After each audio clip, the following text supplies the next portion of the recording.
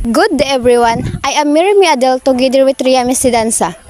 We interviewed our grandfather and grandmother to learn how communication changed before and after the rise of social media.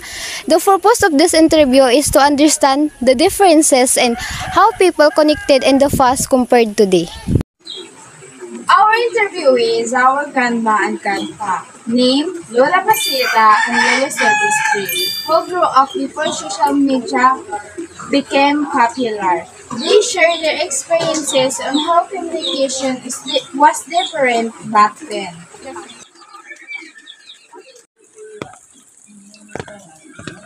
Hindi po ba kayo ma-interview base sa kung ano yung communication noon at ngayon? So magsisimula na po tayo.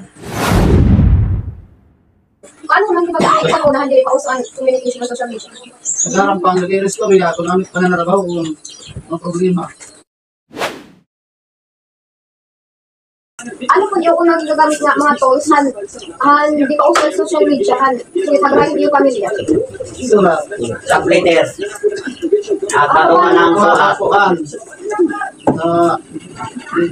para nga tuhan natin mga mahal sa buhay. Tuhan.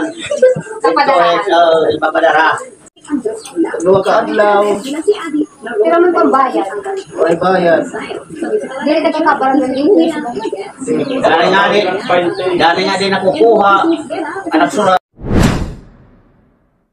Hindi pa popular ng social media. Kawalit na ba kung yung pang-social Matawag na ira.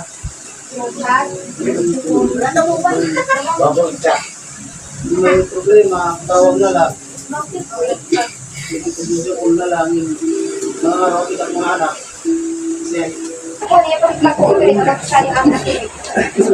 Walang ano man.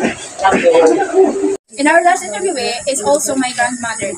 She is Lola Sinuan. It's the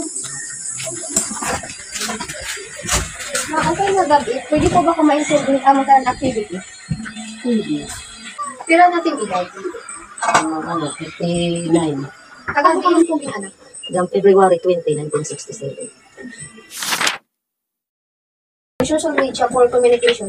Ano yung mga pangyayon dudulot yung social media itinang panahon? Kaya madali na, kaya nagpapagtawag naman kami, waray bayad na, di rin na binubutlaw pag susurat, so ganito, diretso na lang, nagtatawag naman kami na komunikasyon nga, madali. It maraming dudulot yung social media itinang panahon. Kaya na yung pagkakaselfon, yung nawawara na mga trabaho, cellphone na kinakaptan, katapos na maya din mga Facebook, ita mga, ano ba ita,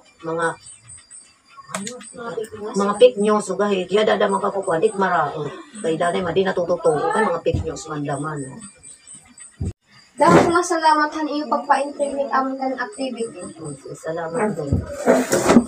After the interview, we realized that while social media made communication faster and more convenient, it also made many of us less focused on the real conversation.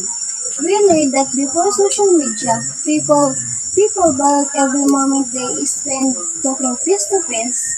We sometimes forget the importance of personal interaction.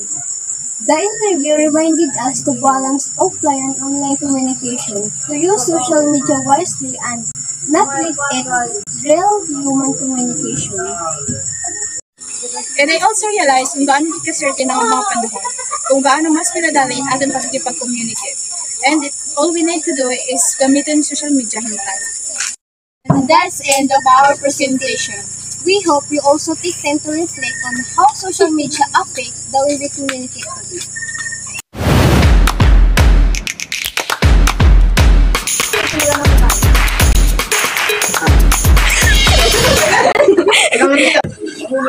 Inuhulog ko dito sa Yusbang.